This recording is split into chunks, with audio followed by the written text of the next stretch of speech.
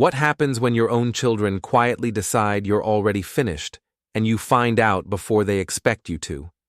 Before we go any further, take a second to subscribe, hit the hype button and like the video. It really helps the channel grow. And tell us in the comments, what would you do in this situation? During a routine meeting, my lawyer leaned in and told me my children believed I was completely unaware of what they were doing behind my back.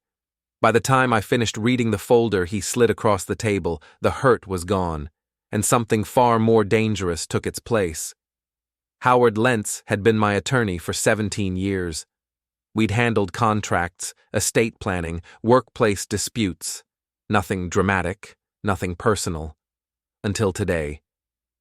The office smelled like leather and old paper. Rain tapped against the window behind his desk. He'd called me in for what he said was a routine review of some documentation. I drove over during lunch thinking it would take 20 minutes. It didn't. Howard poured coffee I didn't drink. He asked about the plant, about the new safety protocols we'd implemented. Small talk. But his eyes kept drifting to a plain manila folder sitting near his elbow. "Cedric," he said finally, setting down his cup. "I need to show you something." I waited. "It came to my attention last week," he continued, "through a colleague who does work for Julian, my son, corporate operations manager, always busy, always professional, always dismissive in that quiet way that makes you question whether you imagined it." Howard slid the folder across the polished wood. "Your children have been consulting outside counsel. They believe you're unaware of their intentions." I opened it. The first page was a draft proposal, asset redistribution, phased transition of authority, timeline projections. My name appeared 14 times, always as the subject, never as the author. The second page outlined my diminished capacity, a phrase that made my jaw tighten. They documented times I'd been confused or forgetful, incidents I didn't remember because they hadn't happened. The third page was a schedule, dates, milestones, a coordinated campaign to remove me from my own life. Page 4, detailed financial restructuring, how my assets would be managed for my benefit. Translation, how they'd take control of everything I'd built. Page 5 listed allies, people at the plant who'd been consulted, people who'd agreed that transition was necessary. I read every word, twice. There was no anger, not yet. Just a cold, spreading clarity that felt like ice water in my veins. "How long?" I asked. 6 months, maybe longer. They've been careful. Very careful. Careful. My children had been careful.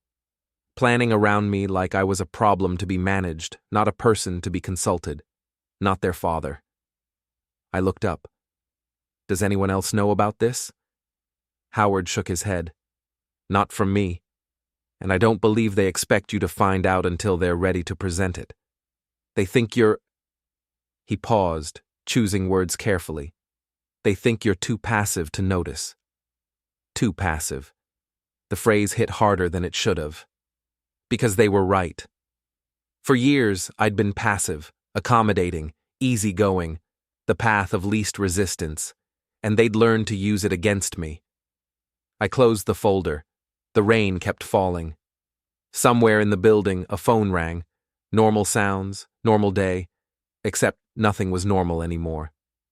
"Thank you," I said. He leaned back in his chair, studying me. "What are you going to do?" I stood, tucking the folder under my arm. "Nothing yet." His expression didn't change, but I saw the understanding in his eyes. Nothing yet didn't mean nothing ever. It meant strategy. It meant patience. It meant waiting for exactly the right moment. I walked out into the rain without an umbrella. By the time I reached my car, I was soaked.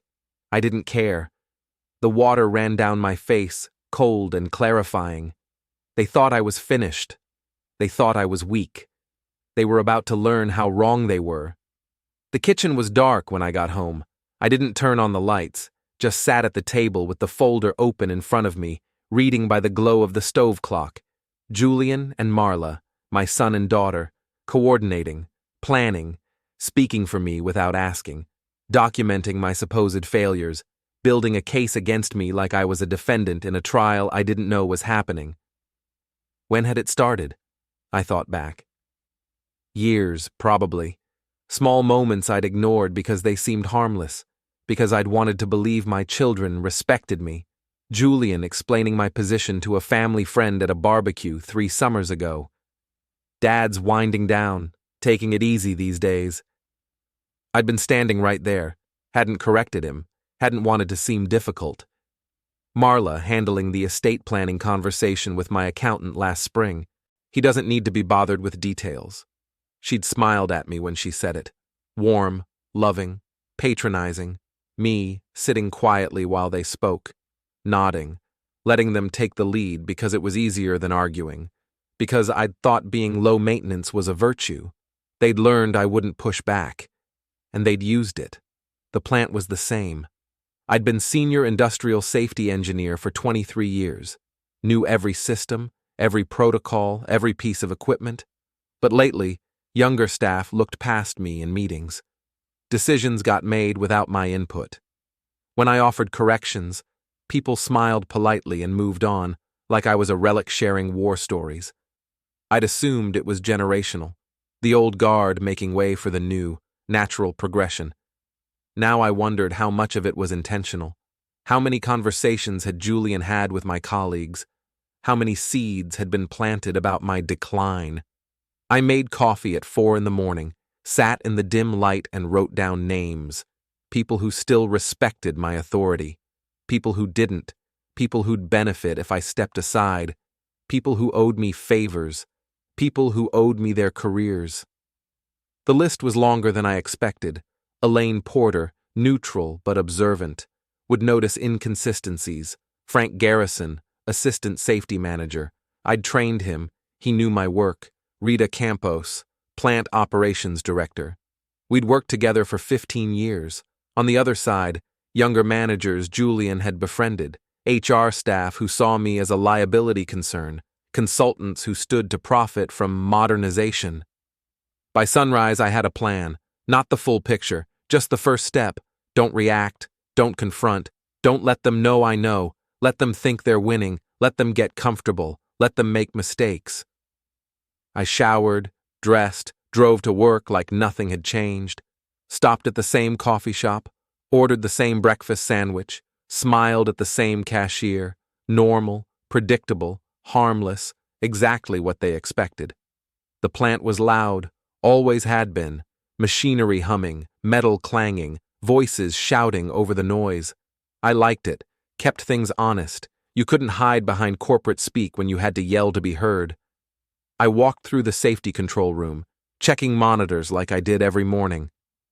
Elaine Porter glanced up from her desk. She'd worked at the plant almost as long as I had. Competent, professional, neutral. Morning, Cedric. Morning, Elaine. She hesitated, fingers hovering over her keyboard. You missed the compliance meeting yesterday. I stopped. What compliance meeting? The one Julian set up, about the new reporting protocols. She frowned slightly. He said you were busy with an off-site inspection. I hadn't been busy. I hadn't been at any inspection. I hadn't been told about any meeting. Right, I said carefully. Must have slipped my mind. Elaine's frown deepened, but she didn't press. Smart woman. She sensed something was off, but wasn't going to stick her neck out without more information. I kept walking. In the observation deck above the manufacturing floor, I stood alone, watching the line move. Precision. Timing. Everything working because someone had designed it to work, because someone had implemented safety protocols that prevented accidents. I'd designed half of it. I'd implemented most of it. And they were talking about me in past tense. I spent the morning reviewing incident reports, checking equipment logs, doing exactly what I'd always done. Frank Garrison stopped by around 10. Hey, Cedric, got a minute? Sure. He shifted his weight. Uncomfortable. Listen, I wanted to ask you about something.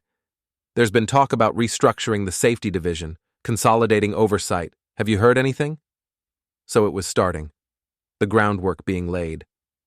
Nothing official, I said. Why? Just rumors. You know how it is. He looked relieved that I hadn't heard, or hadn't reacted. Probably nothing. Probably. He left. I returned to my reports. 2 hours later, Rita Campos called. Cedric, we need to talk. About? Not over the phone. Can you come to my office? I could. I walked across the complex, past the loading docks, up to the administrative wing. Rita's office overlooked the main production area. She gestured to a chair. I got a strange request this morning, she said, from HR, asking about your performance, your work patterns, whether I'd noticed any changes. And I told them you're the most consistent person I know. Same quality work for 15 years. No decline, no issues. She paused. But they kept pushing, asking if I'd noticed forgetfulness, confusion, mistakes. Had you? No, that's why I'm telling you. Something's going on, Cedric. I nodded slowly. I appreciate the heads up. Whatever this is, watch your back. I will. I heard it 2 days later. Parking garage, late evening. I was heading to my car when voices echoed from the stairwell, 2 floors up. Sound carried strangely in the concrete space. Victor says it's a smooth transition if Cedric cooperates. Julian's voice, clear, confident. And if he doesn't? Marla. Silence. Then Julian again. He will, he always does. Dad doesn't like confrontation. Never has. It's why this works. Victor thinks we should move faster, Julian continued, before Dad starts asking questions, before someone tells him what's happening. He won't ask, Marla said. He trusts us. He always has. That's the whole point. Still, better to have everything finalized before he realizes the scope. The scope? Full transition. Not just the plant position, everything. Assets, authority, decision-making. Victor says we frame it as elder care, support, helping him enjoy retirement. Marla laughed, short, bitter. He's 58, hardly elderly. Doesn't matter. The documentation supports diminished capacity. Between that and the performance concerns we've been planting, we have justification. You're sure he won't fight? Positive. Dad hasn't fought anything in 20 years. He won't start now. Footsteps faded down the stairs. A door opened and closed. Gone. I stayed still, keys in my hand, heart pounding, not from fear, from rage, cold, controlled rage that sharpened everything into perfect focus. Victor Haynes, external consultant. I'd met him once briefly at some corporate function Julian had dragged me to. Slick suit, firm handshake, empty eyes. The kind of man who saw people as problems to be solved or assets to be acquired. Didn't like him then. Hated him now. That night, I pulled out files I hadn't touched in years. Old contracts, clauses I'd written when I still had the energy to protect myself from people I trusted. When I'd been young enough to be paranoid and smart enough to act on it. Turns out, I'd been smarter than I remembered. The documents were detailed, specific, legally airtight. I'd spent hours with Howard back then, making sure every word was precise, making sure I couldn't be pushed out, making sure I retained control even if circumstances changed. I'd forgotten about them. They hadn't, but they didn't know what I'd built into the foundation. Operational Authority Clause, Section 7, Paragraph 3. Any transition of senior safety roles requires written consent from the current holder, not delegation, not assumption, explicit consent, partnership agreement, filed 2011, veto power over personnel changes in the Industrial Safety Division, can't be overridden without my signature. Asset Protection Framework, any redistribution requires all parties present, no proxies, no representatives, physical presence and signature, contingency reversals. I could revoke any delegated authority if proper notice wasn't given. Proper notice being defined very specifically. In writing, 30 days advance, with full disclosure of intent. They'd given me none of that, which meant everything they were planning was built on sand. I called Howard after hours, spoke carefully on a secure line. I need you to file something. Go ahead. Formal notice of retained authority, citing the 2009 operational clause and the 2011 partnership agreement. Make it clear that no transitions have been approved and any claims otherwise are invalid. That's going to make waves. Good. When do you want it filed? Not yet. I need everything ready, but don't file until I give the word. You're waiting for something.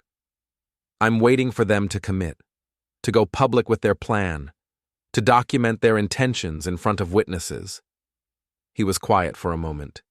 You're setting a trap. Yes. When they realize what you've done, it'll be too late. This is going to hurt them, Cedric. Professionally, personally. Are you prepared for that?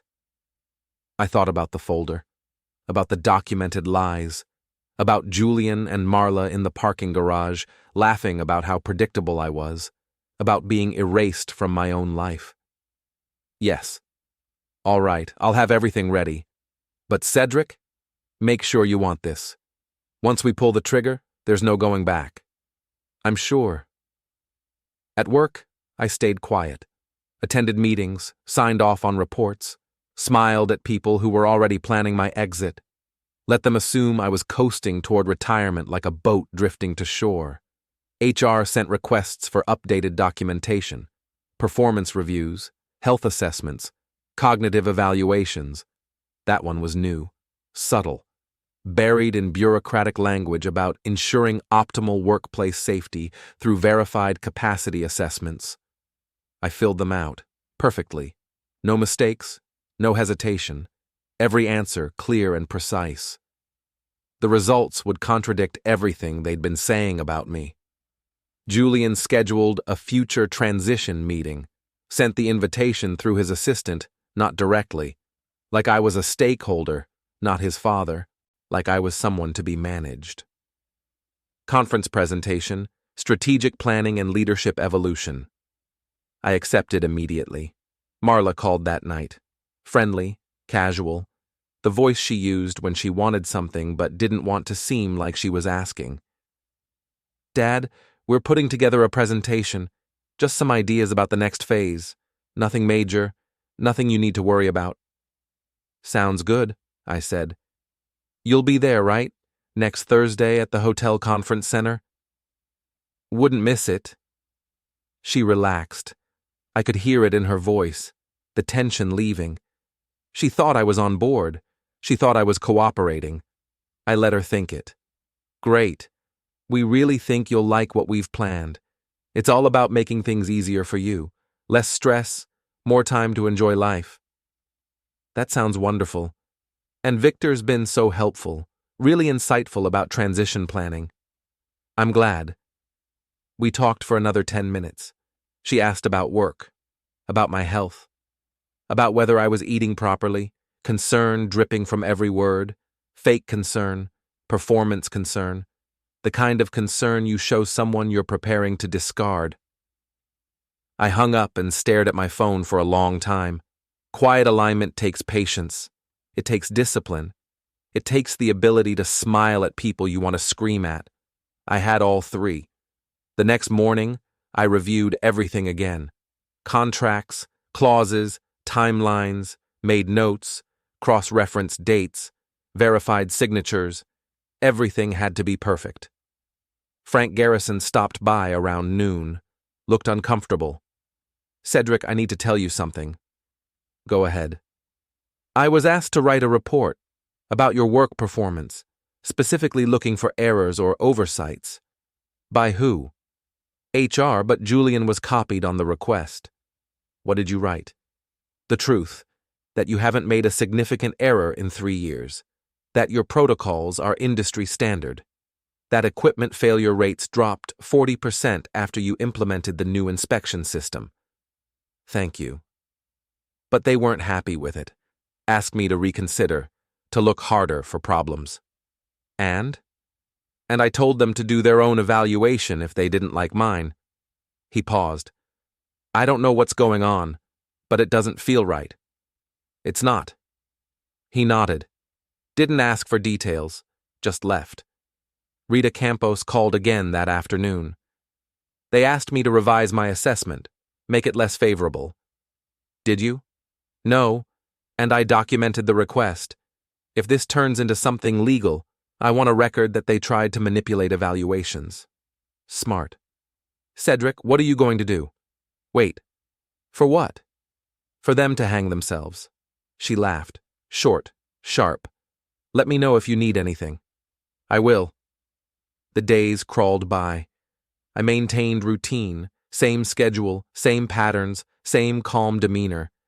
Inside, I was counting down. 3 days before the meeting, Victor Haynes showed up at the plant. Unannounced. Walked through my department like he owned it. Took notes, asked questions. I watched from the observation deck. He interviewed staff, checked equipment, reviewed protocols, playing investigator, building his case. When he finished, he found me. Cedric, good to see you again. Victor, just doing some preliminary assessment, making sure we understand current operations before proposing changes. Changes? Future planning, nothing to worry about. He smiled. Empty. Professional. Julian speaks very highly of you. That's good to hear. He mentioned you're looking forward to having more free time, less responsibility. I hadn't said anything like that, but I nodded anyway. It's a natural transition, Victor continued. People reach a point where they want to step back, enjoy life. No shame in it. No shame at all. He seemed satisfied, shook my hand, left. I returned to my office and added notes to my file. 2 days before the meeting, Marla stopped by the house. Unexpected visit, brought groceries. Just thought I'd check on you, Dad. I'm fine. She unpacked food, organized the refrigerator, made small talk. Are you nervous about Thursday? Should I be? No, it's just a presentation. Very informal. We just want everyone on the same page. Makes sense. She relaxed, stayed for coffee, talked about her kids, about work, about Julian's promotion prospects. Never mentioned the plan, never asked what I thought, just assumed I'd go along with whatever they decided. When she left, she hugged me. We love you, Dad. Everything we're doing is for you. I hugged her back, said nothing. The night before the meeting, I didn't sleep, just sat in my home office, staring at the wall where my engineering certifications hung. 23 years of service, decades of expertise, a lifetime of building something that mattered, and they'd tried to take it. They'd documented lies. They'd planted false narratives. They'd coordinated with consultants and HR and colleagues, all assuming I'd never notice, all assuming I'd never fight back. Tomorrow, they'd learn the cost of that assumption. The family dinner was Marla's idea. Mid-November, weeks before Thanksgiving. She said she wanted to bring everyone together before the holidays. I knew what it really was, a test, to see if I'd push back, if I suspected anything, if I was still the compliant father they'd learned to manage. I didn't give them the satisfaction. I arrived on time, brought expensive wine, smiled, made small talk with people actively betraying me. The house was staged, new tablecloth, borrowed china, expensive candles, nothing accidental. Julian's wife asked about the plant, safety initiatives, culture. I kept it vague.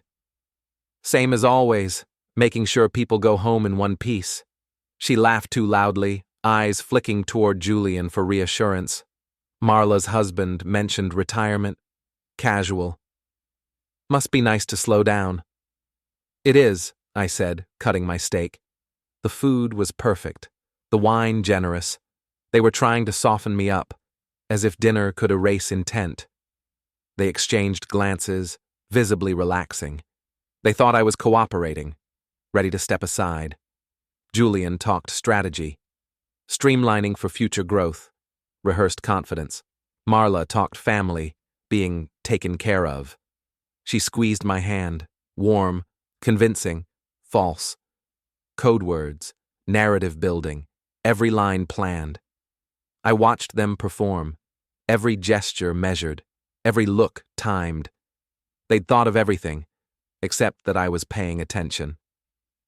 After dinner, Julian slipped an arm around my shoulders and guided me toward his study, casual, brotherly, like this was about to be a heartfelt conversation. The study was new, mahogany desk, leather chairs, books he'd never read arranged by color on the shelves. He was playing a part: successful son, responsible heir, future leader. Dad, about the meeting tomorrow.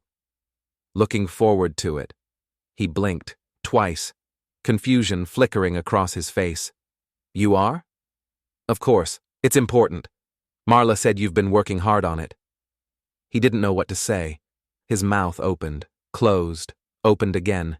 He'd prepared for resistance, for questions, for reluctance, not enthusiasm. I just want you to know, he finally managed. Everything we're doing is for your benefit, to make things easier, to reduce stress, to help you enjoy this phase of life. Phase of life. Like I was entering some predetermined stage, like there was a manual and I was following the script. I appreciate that, son. The word tasted like ash in my mouth, but I smiled when I said it. He relaxed, smiled back, squeezed my shoulder.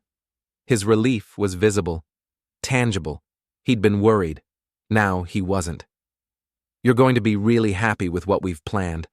Victor's been instrumental, really professional. He helped us structure everything properly. I'm sure he has. And the financial aspects, we've made sure you'll be comfortable.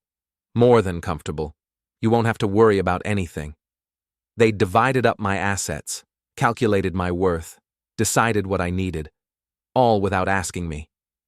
That's very thoughtful. He looked at me, really looked at me, searching for something. Doubt, maybe. Resistance. Awareness. He found nothing. I'd practiced this face in the mirror, calm, accepting, passive, the face of a man who'd given up, who was ready to step aside, who trusted his children completely. He saw what he expected to see. Tomorrow's going to be good, Dad, really good. You'll see. I nodded, said nothing more. He walked me to the door. Marla was waiting there, coat in hand. She hugged me, long, tight, the kind of hug that was supposed to mean something. We love you, Dad. Everything we're doing is because we love you. I hugged her back, felt her relax against me. She thought she'd won, thought I was on board, thought tomorrow would be a formality. I left before she could say anything else. Before I said something I couldn't take back. The drive home was quiet. Streets empty, houses dark. Normal people living normal lives. Mine had stopped being normal 6 months ago. I just hadn't known it yet. The invitation arrived the next morning. Hotel conference center, joint strategy presentation, full staff, managers, HR, consultants, 3 cameras recording, perfect. The email came at 6 a.m., polished, official, stamped with the corporate logo, Julian's name at the bottom, now titled Director of Strategic Operations, a promotion I hadn't been told about. I read the agenda twice and noticed what was missing. My name appeared once, under Affected Personnel, not presenter, not stakeholder, a problem to be resolved. I printed the email and added it to my folder. That morning, I packed carefully. Howard's folder, plus everything we'd assembled over the past week. Contracts, clauses, reversals, documentation of every lie and assumption their plan relied on. Included were my cognitive assessment results, perfect scores. Conducted by an independent evaluator, not the company Dr. Julian suggested, not Victor's consultant. Someone with no interest in the outcome. Rita's unrevised evaluation. Frank's original report. HR's requests to alter records. Time-stamped emails. Recorded calls where legal. Everything tabbed, ordered, color-coded. No gaps, no weaknesses. I'd reviewed it 5 times. Knew exactly when to pull each document. I locked it in my trunk. I dressed as I always had: navy suit, white shirt, simple tie, professional, familiar, non-threatening. I wanted them relaxed. I wanted them confident. I wanted them completely unprepared for what was coming. I made coffee, sat at the kitchen table, watched sunlight move across the floor. My phone buzzed. Text from Marla. "Excited for today? See you there!" 3 exclamation points. She was nervous, hiding it behind enthusiasm. I didn't respond. Another text. Julian this time. "Dad, looking forward to presenting the plan. Think you'll be really pleased." Pleased. With my own removal. With being erased. I turned off the phone. The drive to the hotel took 20 minutes. I knew the route. Had driven it dozens of times for conferences and meetings. Today felt different. Sharper. Like every detail mattered. I arrived 30 minutes early. Parked away from the main entrance. Took the side door. Avoided the lobby where Julian and Marla would be waiting. Sat in my car reviewing the folder one last time. Every document was there. Every piece of evidence. Every clause they'd forgotten I'd written. Everything was perfect. I checked my watch. 9 o'clock. Time to go in. I walked across the parking lot.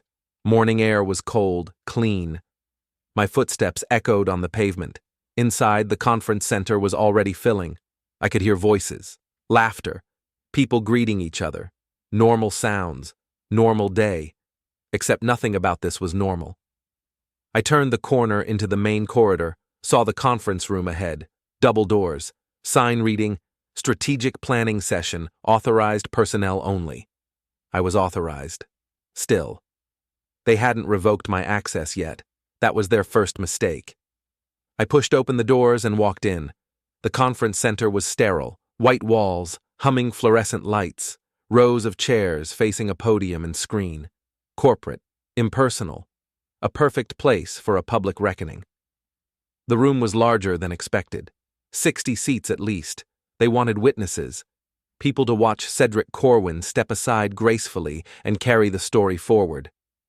I took a seat in the back corner and observed. Julian arrived first. Pressed suit, perfect hair, expensive portfolio. He smiled when he saw me, waved, tested the microphone.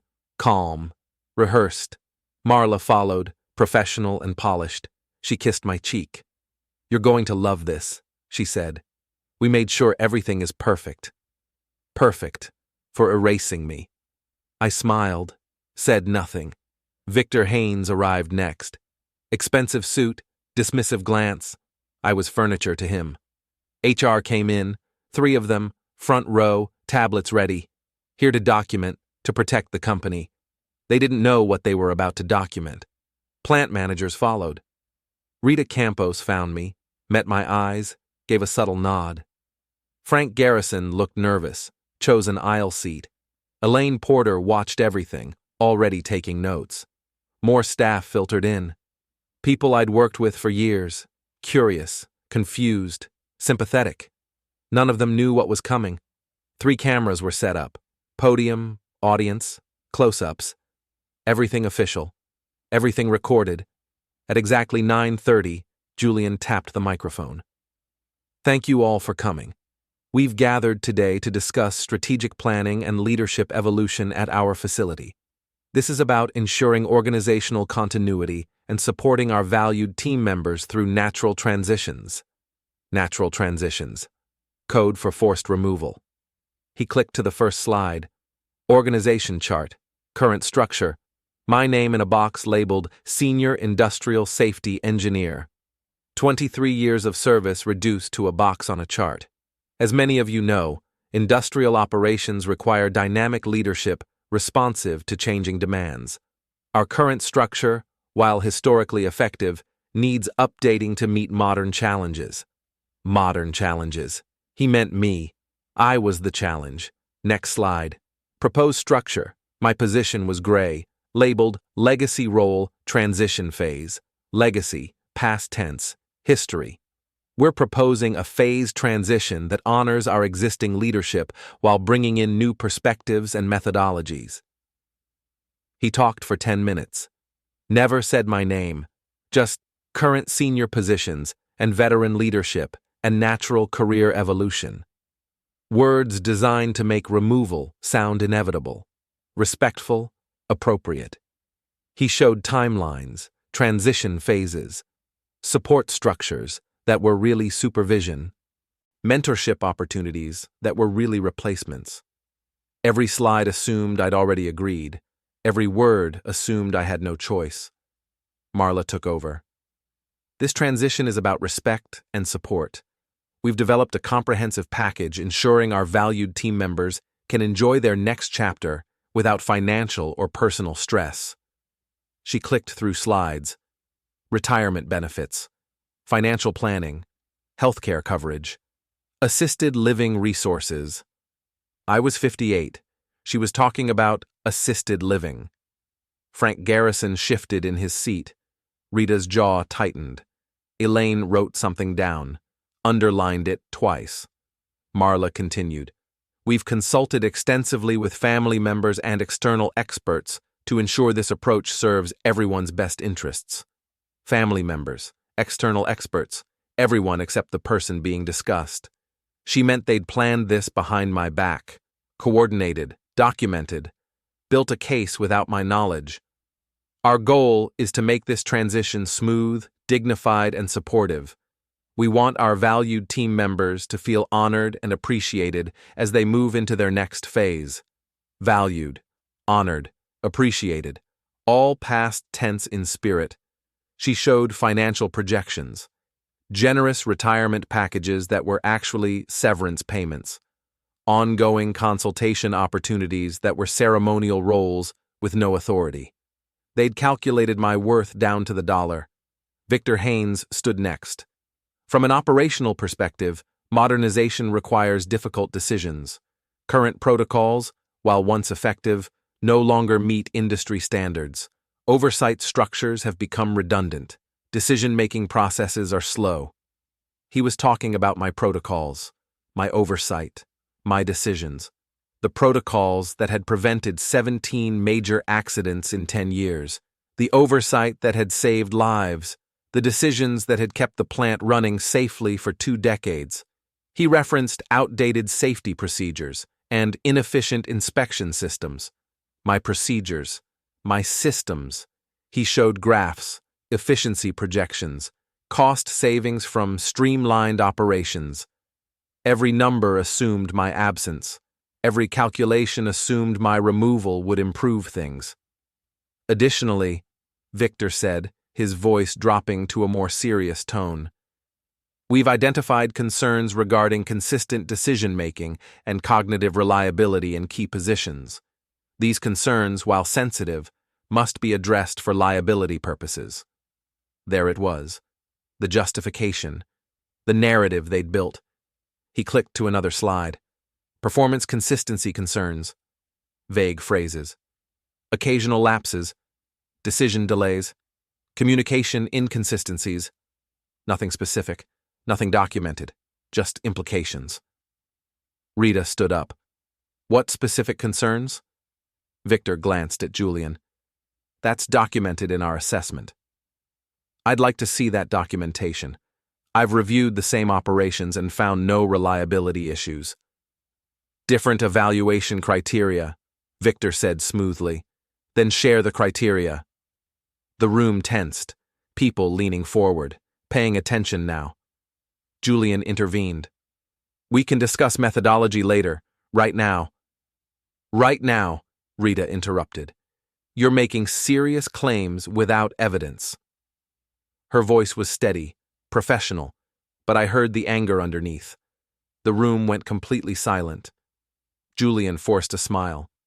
This isn't about accusations. It's about proactive planning. Sounds like accusations to me, Frank said quietly from his seat. More people shifted. Uncomfortable now, the narrative was cracking. Marla tried to redirect. Let's focus on the positive aspects, the support we're offering. Support? Elaine Porter spoke up. Or forced removal? The room went completely silent. Julian's smile faltered. That's not fair. Then clarify, Elaine said. Is this optional or mandatory? It's a natural transition. That's not an answer. I watched it unfold, watched them squirm, watched their careful plan start cracking under simple questions. Not yet. Not quite yet. Victor tried to regain control. We have legal documentation supporting this transition, all properly structured, all within policy guidelines. What documentation? Rita demanded. That's confidential personnel information. Not if it affects operational structure. Show us. Julian looked rattled. Marla kept glancing at me, trying to gauge my reaction. I sat perfectly still, expressionless, watching. Victor opened his briefcase, pulled out papers, started distributing copies, transition proposals, timeline projections, financial restructuring, all assuming my consent, all assuming my silence. People read, frowned, whispered to each other. This was it. This was the moment. I stood. Every head turned. Cedric, Julian said. Did you want to? I have a question, I said calmly. You mentioned legal documentation supporting this transition. Can you specify which provisions authorize mandatory removal of senior safety personnel? Victor answered. It's outlined in section. I'd like Julian to answer, since he initiated this. Julian straightened. Dad, this isn't about removal. It's about evolution. Evolution requires consent, doesn't it? Especially for positions covered under operational authority clauses. His face went pale. What operational authority clause? Marla asked. I walked to the front, slowly, deliberately, opened my folder, laid out the first document. This one, Section 7, Paragraph 3 of the agreement I drafted in 2009. It specifies that any transition of senior safety roles requires written, explicit consent from the current holder. I looked at Julian. Do you have my written consent? Silence. Do you have any written consent from me authorizing this transition? Dad, you agreed? Show me where I agreed. Show me the document with my signature. He couldn't. I placed the next document on the table. This is the partnership agreement filed in 2011. It grants me veto power over all personnel changes in the Industrial Safety Division. That power cannot be overridden without my physical signature. I looked at the HR representatives. Do you have documentation showing I waived this power? They exchanged glances, checked their files, shook their heads. This, I continued, placing another document, is the Asset Protection Framework. It specifies that any redistribution of authority or assets requires all parties physically present and signing. No proxies, no representatives. I turned to Victor. Were you planning to have me physically present for this transition? He said nothing. This, I said, laying out more papers, is my cognitive assessment from last week. Perfect scores, no decline, no impairment, no justification for capacity concerns. I placed Frank's original report next to it. This is the performance evaluation from my assistant safety manager. 0 significant errors in 3 years. 40% reduction in equipment failure rates. Then Rita's evaluation. This is the assessment from our operations director. Unchanged quality for 15 years. I looked at Victor. You claimed cognitive reliability concerns. Based on what evidence? He glanced at Julian. Based on what Victor told you, right, Julian? Based on the narrative you built. Based on the lies you documented. Dad, we weren't lying. Then explain this. I pulled out printed emails. These are requests to staff members asking them to revise evaluations, to find problems that don't exist, to manufacture justification. I laid them out, one by one, time-stamped, documented. Rita stood. I was asked to revise my assessment. I documented the request. Frank nodded. Same. I was told my evaluation was too favorable. The HR representatives were writing furiously. Legal exposure, liability, documentation of misconduct. I placed the final document on the table.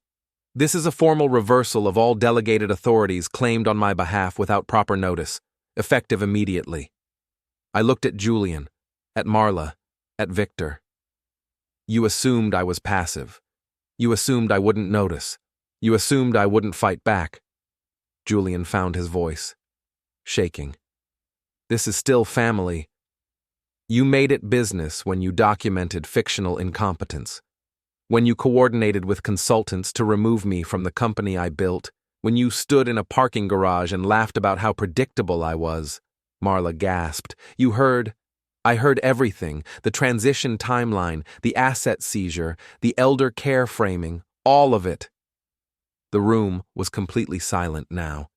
I turned to the HR representatives. Everything I've presented is legally binding, notarized yesterday, filed this morning. If you need verification, contact Howard Lentz. They nodded, already calculating damage control. I turned to Victor. Your consulting contract was never approved by me in writing. As of this moment, it's terminated.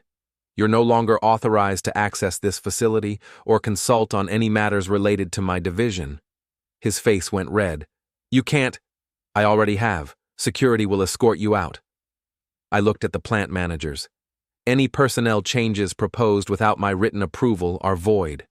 Any evaluations manipulated at the request of outside parties are inadmissible. We returned to standard operational structure immediately. Rita was smiling. Frank looked relieved. Elaine was taking notes. I turned back to my children. You wanted to erase me. You wanted to take everything I built and pretend I was too incompetent to notice. You documented lies. You manipulated evaluations. You coordinated a campaign to destroy my credibility. Julian's voice cracked. We thought we were helping. You thought you were inheriting. There's a difference. Marla was crying now. We're still family. Family doesn't do this. Family doesn't coordinate removal like you're dealing with a malfunctioning asset. I picked up my folder, walked toward the door. Behind me, chaos erupted. Victor arguing with security, Julian trying to explain, Marla sobbing, HR representatives making urgent calls. I didn't stop, didn't look back. I stepped into the parking lot, cold air sharp against my face, clear, clean. I got in the car, set the folder on the passenger seat, and started the engine. My phone rang non-stop. Julian, Marla, unknown numbers. Messages piling up. I turned it off, drove home at a steady pace. By the time I reached the driveway, the morning was bright and ordinary. Everything looked normal. Nothing was. Inside, I poured a drink and sat by the window watching bare branches against a blue sky. 17 missed calls when I turned the phone back on. I deleted them all. Silence filled the house, not empty, earned. The kind that comes after a storm. They'd tried to erase me, fabricated evidence, coordinated lies, assumed I'd stay passive. They'd forgotten who I was, what I'd built. That quiet doesn't mean weak. The whiskey was smooth. For the first time in months, I felt light, free. They wanted me gone. Instead, I made them irrelevant, using their own words, their own records, their own arrogance. The phone rang again. Julian, I let it go. Then Marla. Same result. Julian called once more. I answered. Dad, please. No. We can fix this. There's nothing to fix. You chose. So did I. We're family. You stopped being family 6 months ago. Silence. Then quiet crying. I'm sorry, he said. I know. I hung up, set the phone down, looked at the trees. They'd live with the consequences, learn that actions have weight, that underestimating someone is dangerous. Most of all, they'd learn I wasn't finished, not even close. I smiled, a real smile. They tried to bury me. They forgot I was a builder. And builders understand foundations. Mine held. Theirs collapsed.